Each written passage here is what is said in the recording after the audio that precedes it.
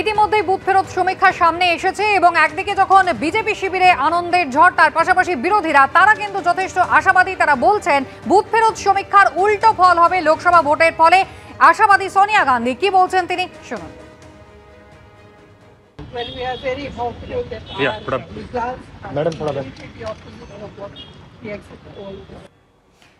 শ্রমিক ভট্টাচার্য আমাদের সঙ্গে এই মুহূর্তে টেলিফোন লাইনে রয়েছেন, বিজেপি রাজ্যসভার সাংসদ। শ্রমিকদা, কি বলবেন? ইতিমধ্যেই বুথ ফেরত সমীক্ষা যা সামনে এসেছে, বিরোধীরা মানতে নারাজ। তারা বলছেন যে একেবারে যা ফল দেখা যাচ্ছে তার উল্টো ফল হবে এবং খানিকটা এগিয়েই কংগ্রেস কিন্তু 295 আসনের কথা বলছে। দেখুন, বুথ ফেরত সমীক্ষা দেখে ভারতীয় জনতা পার্টির কোন কর্মী উৎসাহ নৃত্য শুরু করে দেয়নি, বরঞ্চ গত 3 রাজ্যের যখন নির্বাচন ছিল তখন পশ্চিমবঙ্গ প্রদেশ কংগ্রেস দপ্তরে সমস্ত সাংবাদিকদের মধ্যাহ্নভোজের নিমন্ত্রণ করানো হয়েছিল। আর একটা ব্যান্ড পার্টি যখন বাজাতে বাজাতে কংগ্রেসের অফিসের দরজায় এসে পৌঁছলো, দেখা গেল সেখানে তালা। অনেক সাংবাদিক তার স্ত্রীকে বলেছিলেন আজকে রান্না দেওয়া করবার কোনো দরকার নেই, মাকে বলে বেরিয়েছিলেন যে আজকে লাঞ্চ বক্স নেব না, আজকে কংগ্রেসের অফিসে আমাদের লাঞ্চ আছে। কিন্তু দেখা গেল যারা ব্যান্ড বাজিয়ে এলেন তারাও পয়সা পেল না, আর যারা লাঞ্চ করার নেমন্তন্ন করেছিল তারা কংগ্রেস অফিসে জল খেতে পর্যন্ত ঢুকতে পারলো না। তো এগুলো সব জানা।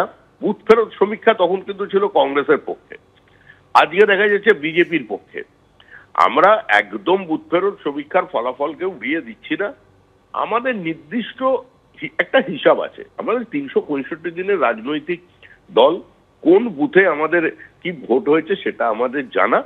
তার উপরে ভিত্তি করিয়ে আমরা বলছি যে 2024 সালে 15ই আগস্ট দিল্লির লালকেল্লা থেকে আবার জাতিকে সম্বোধন করবেন নরেন্দ্র দামোদর দাস মোদী, এবং পশ্চিমবঙ্গে 2024 সালে 15ই আগস্টে মুখ্যমন্ত্রী রেড রোডেই থাকবেন, 25টা কিন্তু আমাদের জানা নেই। আর কংগ্রেসের সোনিয়া গান্ধীর জন্য, রাহুল গান্ধীর জন্য, প্রিয়াঙ্কা গান্ধীর জন্য, মল্লিকার্জুন খার্গের জন্য আমরা এমন একটা জায়গার বসার ব্যবস্থা করা হচ্ছে যাতে তাদের রোদ্দুর না লাগে, গরম না লাগে। কারণ দিল্লিতে এখন প্রচন্ড টেম্পারেচার। এই উত্তাপের মধ্যে যখন শপথ হবে তখন তাদেরও যেতে হবে, আবার 15ই আগস্টেও যেতে হবে প্রোটোকল মেনটেন করে। তখন যাতে তাদের প্রকৃতি যেন তাদের কোনো স্পর্শ না করতে পারে, মানে কষ্ট না দিতে পারে, সেটার জন্য অনেক ধন্যবাদ আমাদের সঙ্গে কথা বলার জন্য। আর মাত্র কয়েক ঘন্টার অপেক্ষা, আগামীকাল সকাল 8টা থেকে শুরু হবে ভোট গণনা। আর তার আগে দলের নেতাদের সতর্ক বার্তা দিলেন অভিষেক বন্দ্যোপাধ্যায়। ভার্চুয়ালি বৈঠক করেছেন তিনি এবং বলছেন এবার যেন নন্দীগ্রামে গণনা কাণ্ডের পুনরাবৃত্তি না হয়। তৃণমূল জেলা সভাপতি এবং প্রার্থীদের সঙ্গে ভার্চুয়াল বৈঠকে এই বার্তা দিয়েছেন অভিষেক বন্দ্যোপাধ্যায়। আগামীকাল গণনা কেন্দ্রে অতন্দ্র প্রহরীর মতো যেন তারা বসে থাকেন, সেই বার্তা তিনি দিয়েছেন ভার্চুয়াল বৈঠকে। গণনা কেন্দ্রে প্রার্থীদের ও কর্মীদের পাশে থাকতে হবে নির্দেশ দিয়েছেন অভিষেক বন্দ্যোপাধ্যায়। কোনো টেবিলে গণনার সময় পিছিয়ে যদি পড়েও তাহলে মনোবল হারাবেন না। কাউন্টিং এজেন্টদের সঙ্গে বৈঠকে প্রার্থী এবং জেলা সভাপতিদের উদ্দেশ্যে এই বার্তা অভিষেক বন্দ্যোপাধ্যায় সূত্র মারফত খবর।